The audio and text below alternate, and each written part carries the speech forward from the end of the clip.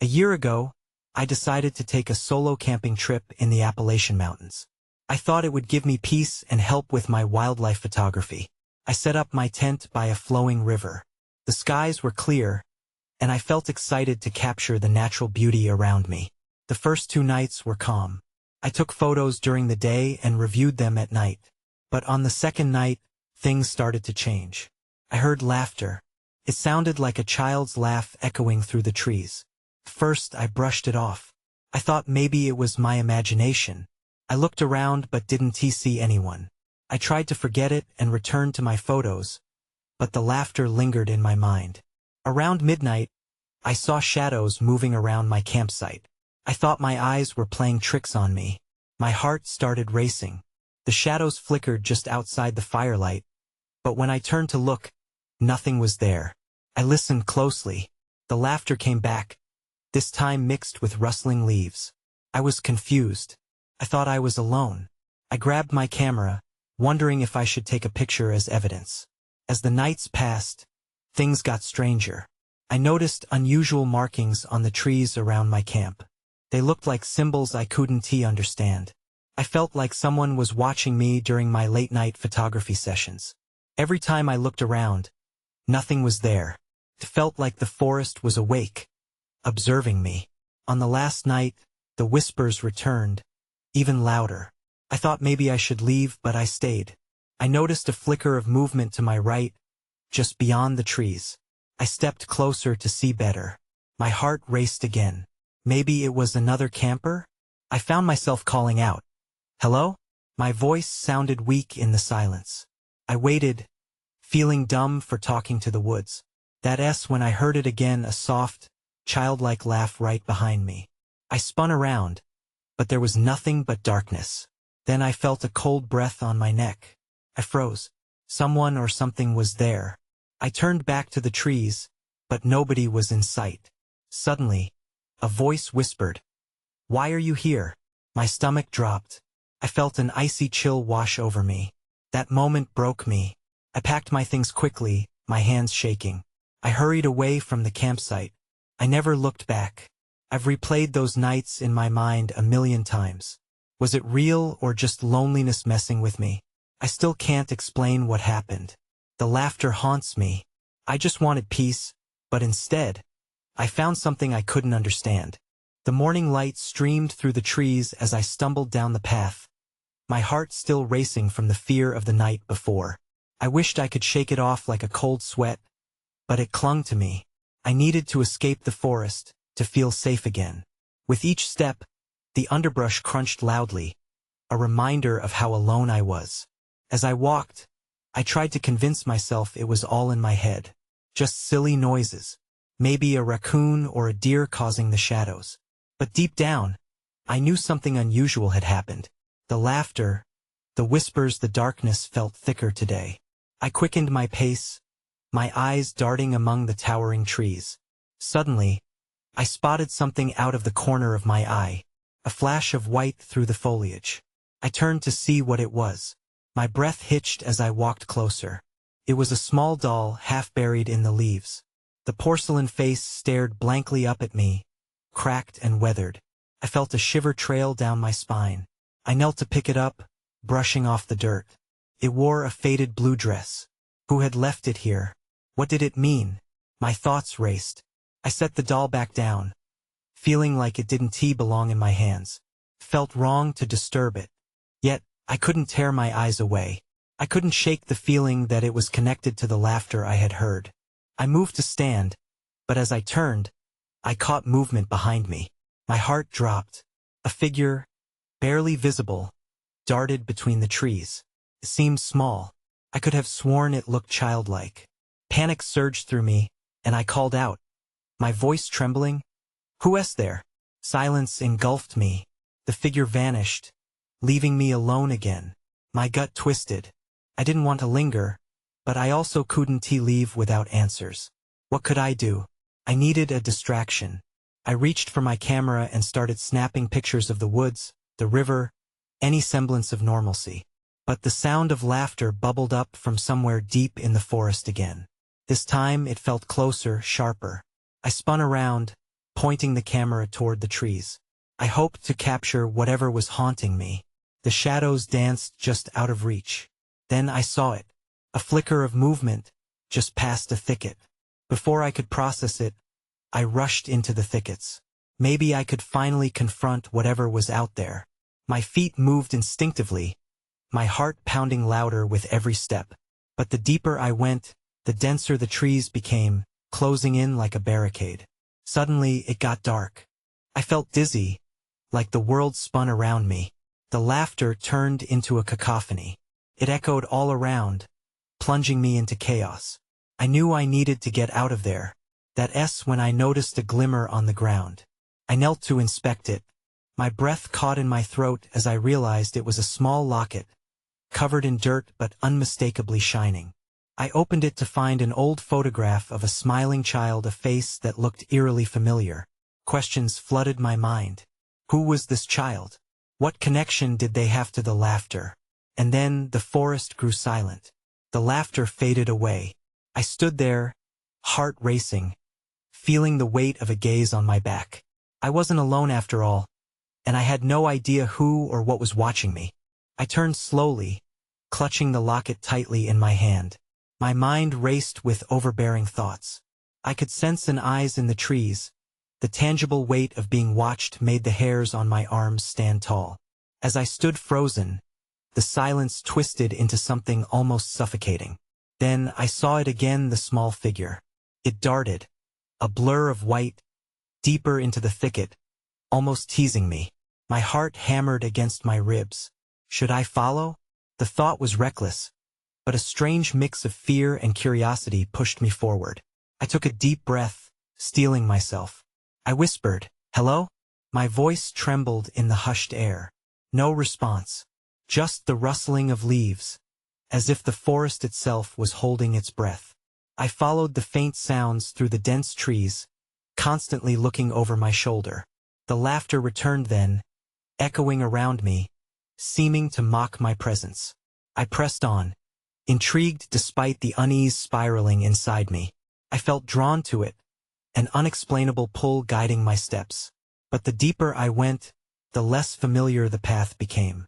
Nothing looked right anymore. That's when I stumbled upon a clearing, a small, abandoned campsite littered with old toys and a worn-out blanket. My breath caught. Everything felt wrong. The disarray of the site struck me hard, as if it had been left behind in a hurry. There were drawings scattered across the ground, crayon pictures of children playing, but the faces appeared distorted, their eyes dark and hollow. I crouched down to examine the drawings, unsettled. They seemed to depict a game of hide and seek. My pulse quickened again. Who were these children? I wondered, and an icy chill settled in my gut. Suddenly, that familiar laughter burst forth again. Closer this time, too close. I shot up, scanning the trees all around, filled with dread. The laughter transformed into chanting. Words I couldn't understand filled the air like a haunting melody. Then, from behind a tree, I saw the figure again, but it was clearer this time. A girl, small and ethereal, with tangled hair that fell around her shoulders. She was wearing the same faded blue dress as the doll. I could hardly breathe as our eyes met. "Come play with us," she said, her voice soft yet commanding. It was then I noticed the locket slipping from my fingers and landing on the dirt. I was mesmerized. Could it really be the same child as in the photograph? Before I could react, the shadows stretched and shifted, and the girl disappeared in an instant. Panic surged through me. I stumbled back, turning to flee, but the laughter crescendoed, filling every corner of the clearing. "I'm not playing," I screamed, wheeling around in a half-hearted attempt to make my escape. That's when I realized the laughter wasn't only in my ears, it resonated in the ground beneath my feet, pulsating like a heartbeat. With my heart racing, I sprinted toward the path I had come from. I needed to get back. I needed to get out. But just as I thought I had found my way, the forest twisted into a maze, every turn leading me deeper into confusion. Frantic, I crashed through the underbrush, branches clawing at my skin. Thoughts invaded my mind. Maybe this was a trap. Maybe they wanted me to stay. I needed to find the way back before it was too late. That's when I caught a fleeting glimpse of the girl once more. She stood at the edge of the trees watching me. But then she was gone. The whispers returned, now in unison. A chilling chorus that sounded like a terrible farewell. My legs burned as I ran faster, desperate, but the shadows of the trees seemed to conspire against me.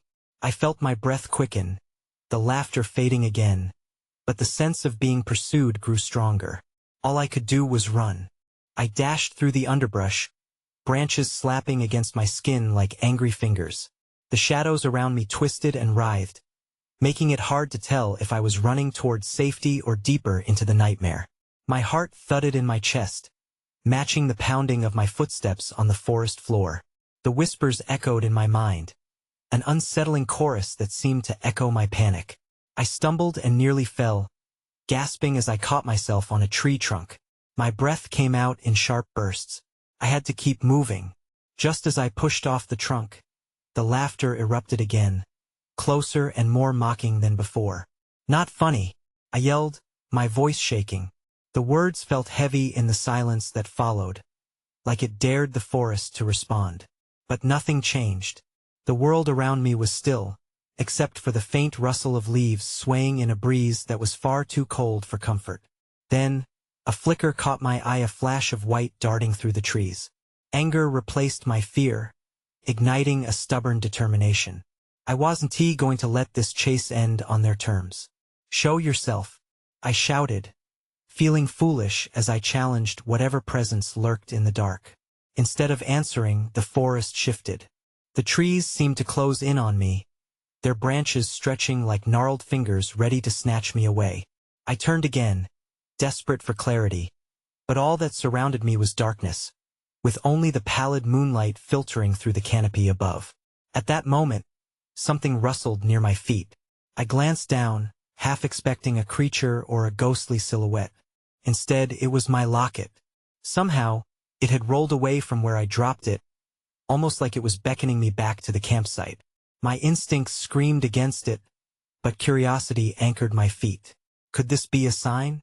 Reluctantly, I picked up the locket, brushing dirt from its surface. The temperature dropped suddenly, a cold pinch that sent shivers through me. I felt the need to escape, but the pull of that locket was too strong.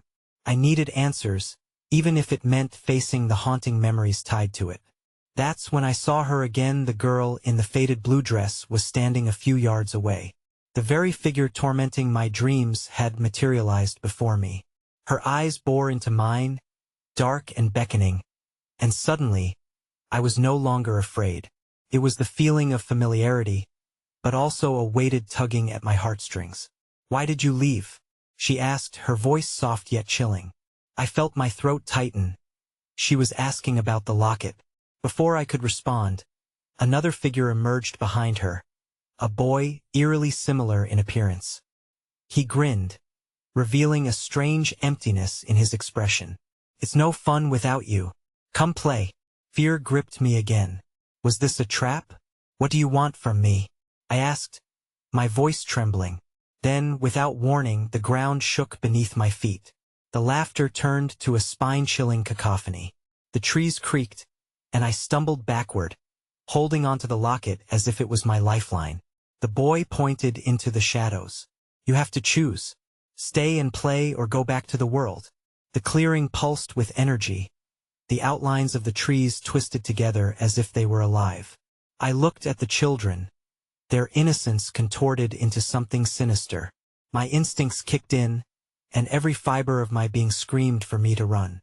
I spun on my heel, adrenaline surging through me, and tore into the darkness of the trees, the echo of their laughter trailing behind me. But this time, there was a new feeling building, the sense that someone else was watching. Something else was coming after me. I didn't know what I had stepped into, but as the evening air thickened with tension, I realized I was no longer just trying to escape. I was being hunted. I barreled through the trees, branches snagging at my clothes as if they were trying to hold me back. The echoes of laughter faded, but a new sound emerged, heavy, deliberate footsteps on the forest floor. Someone or something was pursuing me. My pulse raced as panic squeezed my chest tighter. I could barely see, the shadows growing thicker with each step. I needed to find a place to hide. My heart raced, and my breath came in short gasps as I scanned the area. To my left, a cluster of rocks jutted out from the underbrush, partially obscured by low-hanging branches. It was a risk, but I crouched behind them, pressing my back against the cool stone. The footsteps grew louder. I held my breath, praying the figure wouldn't spot me. I peered out from my hiding place, straining to catch any sight of my pursuer. The dark figure emerged, gliding through the trees with an unnatural grace. It was tall and cloaked in shadows, its features blurred and indistinct. Couldn't breathe. My grip tightened around the locket. Then, a horrifying realization hit me. This wasn't a normal person. There was something ethereal about it. I watched, frozen, as the figure paused, tilting its head as if sensing my presence. Cold tremor coursed through me. It was drawn to me, like a predator sensing its prey. Just as fear threatened to overwhelm me, I caught another flicker of white aglint through the darkness. It was the girl in the blue dress again, but this time she was closer. Fear and anger battled within me. "What do you want?" I called out, my voice cracking. The girl glanced back at the cloaked figure, her uncertainty evident. "You have to come with us. He is hungry for you." A wave of dread washed over me. The boyish voice echoed in my mind. "Stay and play or go back to the world." What did that mean? I shook my head, pressing deeper into the rocks. "No, I want to go anywhere with you." The girl frowned, and in that brief moment, her eyes flickered with something human, something pleading. "You don't understand. We need you to remember." "I don't want to remember," I yelled, my voice shaking. I felt trapped, caught between their world and my own. The footsteps came closer, the figure looming ever nearer. I had to act. With a surge of determination, I sprang from my hiding place and took off again, zigzagging through the trees. The clearing loomed ahead, the moonlight breaking through at last. I pushed through the underbrush, desperate and gasping for air. Then, just as I reached the clearing, everything went dark. The night swallowed me whole, like a veil falling to hide the truth. I stumbled, disoriented, my heart pounding in my ears. Panic rose as I regained my footing. Had I stepped into some hidden realm? I turned to retrace my steps, but the path was gone. I was completely lost, and the whispers of both children returned, weaving through the darkness, taunting me with secrets I couldn't grasp. Now, I wasn't just lost.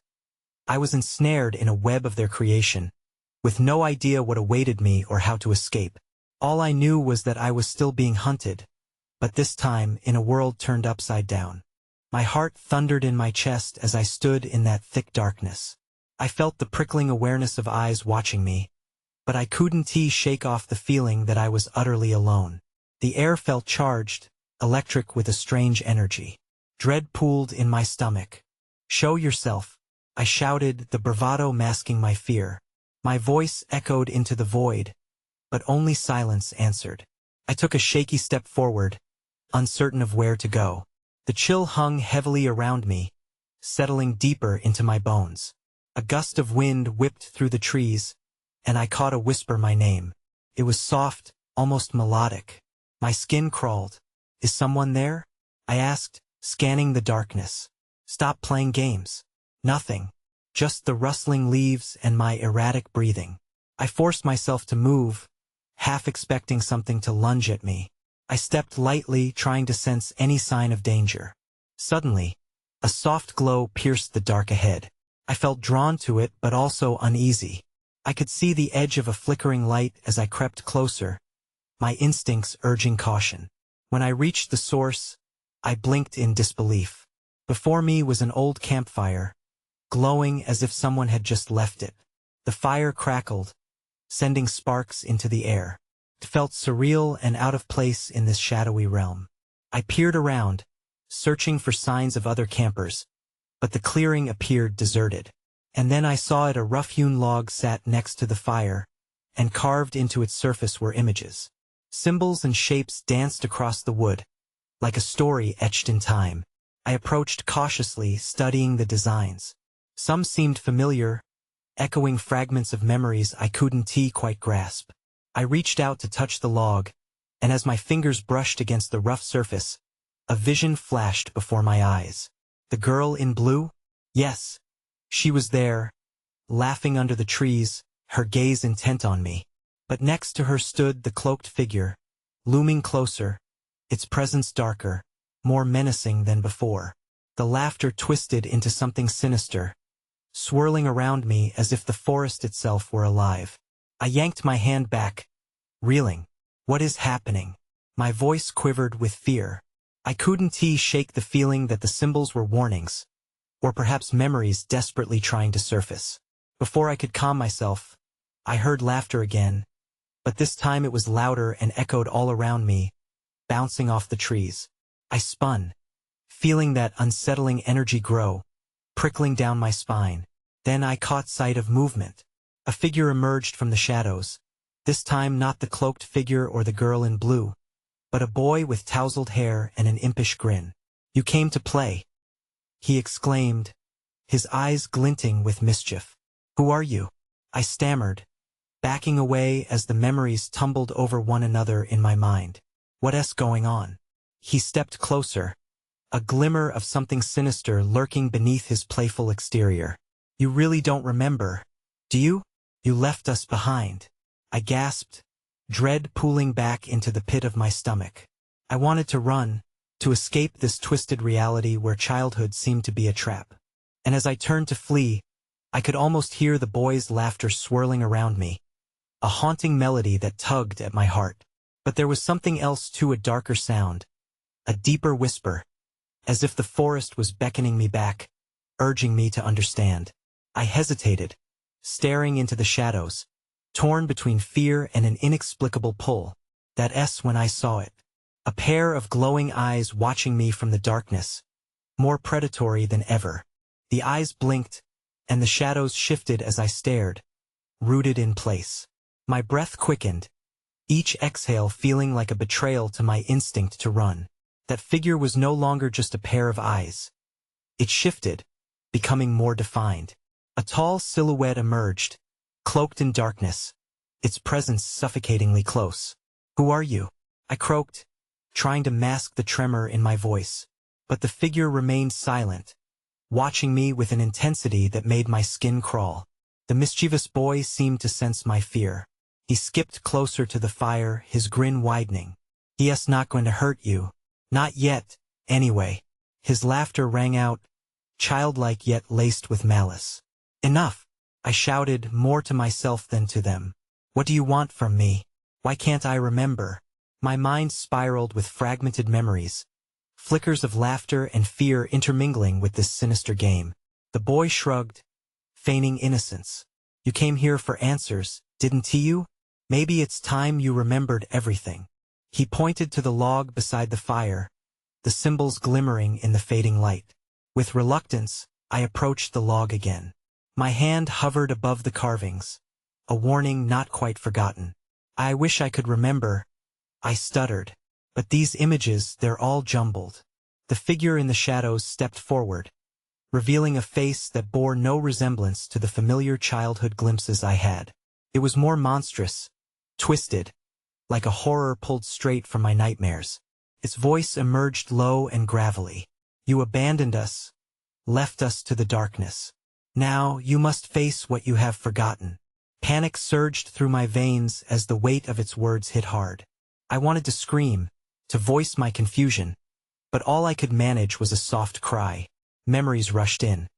Fragmented glimpses of laughter filled with shadows, children playing hide and seek in the woods, only to realize the game had turned deadly.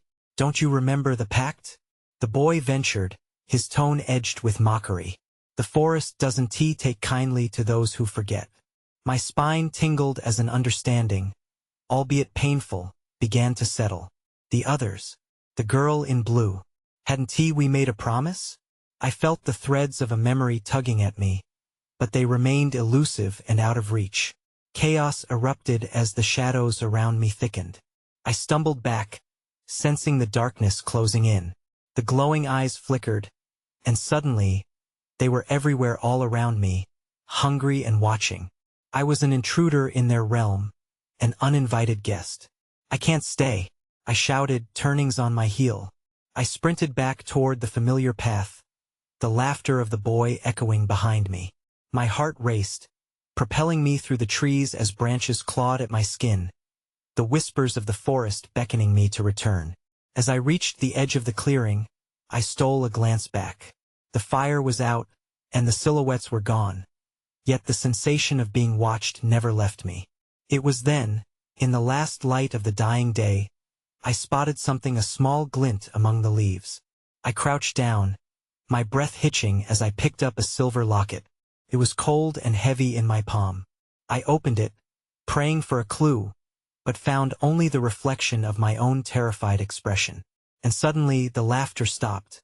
The shadows fell silent. I felt that familiar darkness creeping into my heart again, a weight I couldn't shake. Then came the roar, loud and menacing, from deep within the woods. Something was coming for me, and it wasn't just a game anymore. I sprinted away from the clearing, the roar behind me rattling my bones. Branches and underbrush tore at my clothes and skin, but I didn't care. I just needed to put distance between myself and whatever lurked in the shadows. The night had swallowed the forest, and with it, the last remnants of daylight faded into an oppressive darkness. As I ran, the ground felt uneven beneath my feet. Lies and deceit tangled with my thoughts. Who was I really? What had I forgotten that was so important? My breath came out in ragged gasps, dark memories pricking at the edges of my mind like lurking dangers. I forced myself to focus, to remember the path I had taken, the way I traced when the sun still shone. Then the ground shifted again, and I stumbled into a small clearing, different but eerily familiar. Something about it set my nerves on edge, a knot of anxiety I didn't understand. My sticky hands fumbled at the locket, feeling its weight pull at my neck. In the moonlight, I noticed something else in the clearing. A faded tent, nearly collapsed and partially buried in leaves. Its fabric hung limp, whispering secrets to the wind. I edged closer, apprehension filling every step. A single wooden post still stood, adorned with an old, rusted sign, "Camper's Oasis." I paused, my pulse racing. Memories pulsed behind my eyelids like a dim light flickering in a dark room, teasing me. Had I camped here? I needed answers, but the darkness wrapped around me like an uncomfortable shroud. Tentatively, I reached for the tent flaps, half expecting someone to leap out or a chilling laugh to echo in the night. But nothing stirred. I pulled them open and squinted inside. A few tattered blankets lay in a heap, and my breath caught when I noticed a small backpack tucked away in the corner, dusty and forlorn. I unzipped the pocket and rifled through, heart pounding in my throat as I unearthed a crumpled photo. I brought it to the dim light, my hand trembling. It was a group photo, 6 faces grinning back at me, a memory that felt like a dream.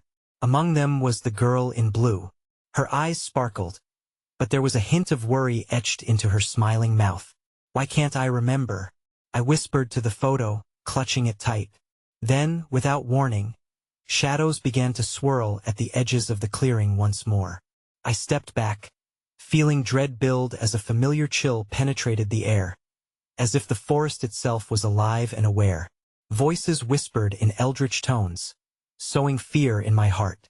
You left us, we never made a pact," I shouted, desperate and scared, fighting against an unseen force that closed in around me.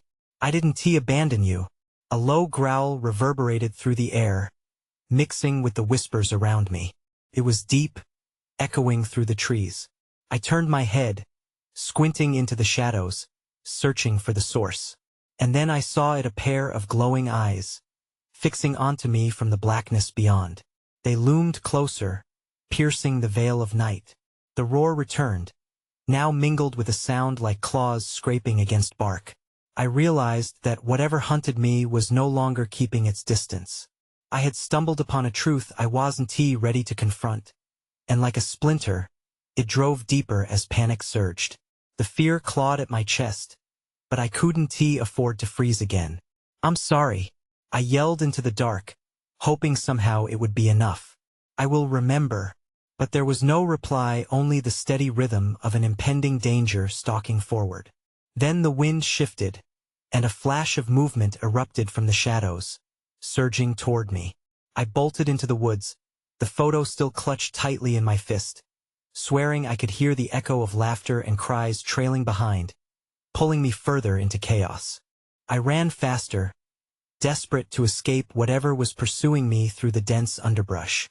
Each step felt heavy, the threat clinging to me, pressing against my back. I skidded around trees, ducked under low-hanging branches, the moon my only guide. I couldn't shake the sensation of eyes watching, of whispers curling around the air like smoke. The clearing faded behind me, but not the memories it stirred.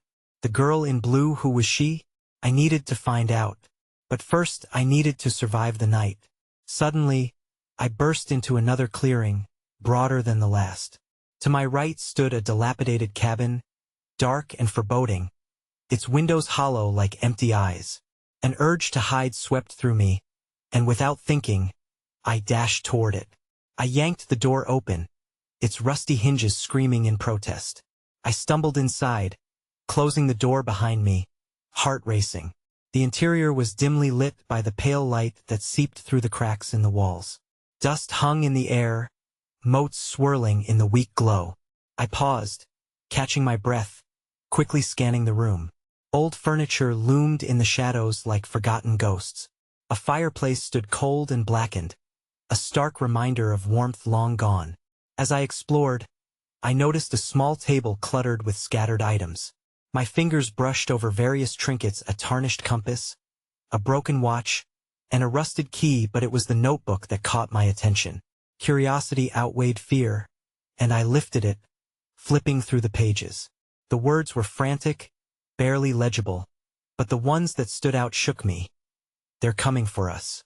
We can't hide anymore." The sound outside grew louder, a growl echoing through the wood. My heart raced as I slammed the notebook shut. Panic surged. I needed to leave this place. I glanced around, orienting myself for an escape. But then I heard it, a soft scratching noise, persistent and creeping. Came from the window. I stiffened. The shadows around me seemed to pull closer, and I felt the temperature drop. The scratching turned into clawing, relentless and undeniable. I couldn't stop myself from glancing towards the window. When I saw it, a shadowy figure just outside, its silhouette shifting unnaturally. Fear rooted me in place. The eyes, those glowing eyes, locked onto mine again. "Can see me," I thought, terror washing over me. It leaned in closer, pressing its face against the glass. The skin looked wrong, stitched together like a macabre patchwork. The faint outline of a mouth opened, revealing sharp teeth. My stomach dropped and instinct kicked in. Without a second thought, I dove for the back door and dashed out into the night, the cabin's safety quickly fading. The force that hunted me was gaining ground, and I felt bone-deep chills racing through my veins. Just as I turned to escape into the trees, I caught sight of a figure in the distance. Someone else stood there, a shadow against the backdrop of trees. My heart leaped with a glimmer of hope, but doubt and fear collided. "Help!" I shouted, my voice trembling as I sprinted toward them. "Please, help me." But as I got closer, the figure stepped into the moonlight, revealing a face I recognized from the photo in my pocket. It was her, the girl in blue. But she looked different, vacant, almost hollow. "What are you doing here?" she whispered, her voice an icy reflection of memory. "You shouldn't have come back." And then, behind her, the growl echoed louder, shaking the ground beneath me. The shadows twisted, and I was paralyzed with fear. I had wanted answers, but now I realized I was standing at the edge of something deeper and darker than I could comprehend. I stood frozen in place, staring at the girl in blue, her presence both familiar and frightening. Memories crashed over me, like waves against a rocky shore. "Why shouldn't I be here? What's happening?" I stammered, my voice laced with panic as the growl resonated louder, filling the air with a gnawing dread. She took a shaky step towards me, her expression eerie, as if she were perpetually trapped between hope and despair. "You were supposed to forget," she said softly, almost pleading. "You were supposed to let us go." Something inside me twisted at her words. "Let you go?" But before I could process her cryptic statement, the shadows shifted again, and the creature reared its head, a darkness I could barely comprehend surging forth from the trees. "Leave her alone," I shouted, realizing I was standing between this haunted child and whatever nightmare pursued us. As I braced myself, she reached out, her small hand trembling. "You promised," she urged, and confusion gripped my heart. Had I promised something to these lost souls? My gasp mixed with the wind as I took a step back, glancing at the encroaching darkness. "No, I can't stay," I yelled, my instincts thrumming with urgency. Suddenly, the growling morphed into a cacophony of rambling whispers and laughter, the sound swirling around us, mocking my fear. I shook my head and turned to flee, running past the girl who was once so familiar and yet now felt so distant. "I'm sorry.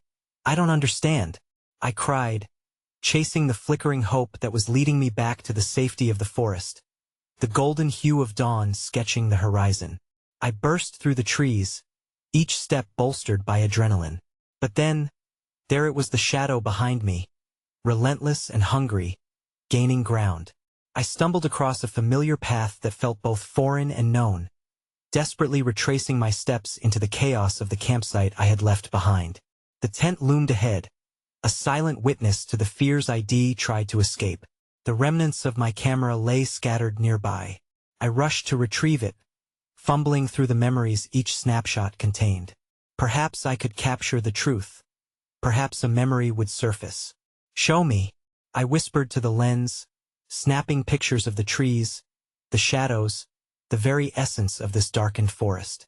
I swung the camera around as the growl erupted again, louder this time in anger that surged from the depths of the woods. The faces in my photos shifted, shimmering in ways that felt wrong. The camera captured shadows that mimicked human forms, their eyes glinting as they watched me from beyond the veil.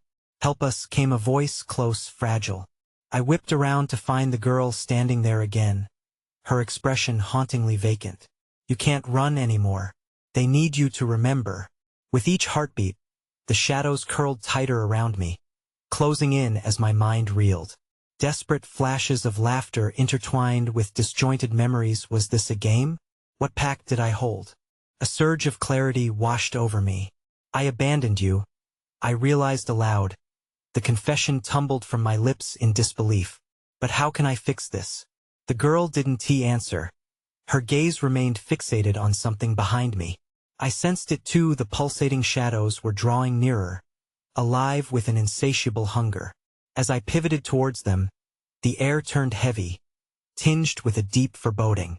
I raised the camera, hoping against hope to capture a shadow, a flicker of truth, anything to help me understand. The creature emerged from behind the trees, its form twisted and contrived of shadows, every claw-like hand outstretched. "Playtime is over," it growled, the voice an echo of all the laughter that had taunted me. My heart raced, and before I could react, the girl beside me stepped forward, her small stature barely immune to the looming despair. "You have to decide," she whispered, urgency clawing at her voice. "Choose to remember and risk losing yourself, or forget and leave us behind." Every nerve in my body pulsed towards self-preservation. I just want to go back," I protested, my words mingling with the rising tide of darkness. In that moment, chaos erupted. The growl transformed into a tangible force, erupting forth as shadows coalesced, pulling at my limbs. I felt myself being torn between two realms, the familiar warmth of daylight fighting against the sprawling night terror. As the shadow lurched toward me, "I made my choice. I will remember," I shouted, my voice piercing the silence. In an instant, the world began to shift. Images flooded my mind, rushing forward like a burst dam. I saw us all, children playing, laughing, reveling in the freedom of the woods. But among the laughter, there lingered something darker, a contented whisper that turned to shrieks of terror as the forest began to claim us. One by one, No longer could I hide from the truth. As my memories washed over me, I felt the weight of the past resting on my shoulders, binding but liberating. The shadows shrieked in discord, recoiling momentarily as the childlike laughter wailed back. The girl reached for me again, her expression shifting to one filled with understanding. "You must choose again," she beckoned softly. "This place holds power, and with you that power is reborn." Steeling myself, I raised my camera one last time and focused on the shadow. I pressed the shutter click. The flash illuminated the darkness momentarily, revealing the truth within the shadows: a pact, a cycle, a game that never truly ended. And then silence enveloped me, the shadows receding, the laughter fading like echoes of a distant thunderstorm. I stumbled forward, my heart racing, finding it hard to breathe in newfound clarity. The girl stood beside me, smiling with understanding, before she too faded into the darkness. The woods felt remarkably lighter, the stifling pressure lifting. I had escaped the chase, but what memory remained would linger with me always. I turned toward the path ahead, knowing I was forever changed, haunted by the echoes but liberated by the truth. The Appalachian Mountains held their secrets close, and as I walked away from the clearing, I felt a lingering intertwining. Would I ever truly escape the shadows? Couldn't be sure. But sometimes, ignorance was indeed bliss, and sometimes, survival was just another game. I stepped back onto the path, wondering if answers would ever come. Would I return here? And would the forest welcome me again? Or had it closed that door forever? I still didn't know. One truth remained clear: the laughter would follow me, in dreams and memories, navigating the thin line between what was real and what was not.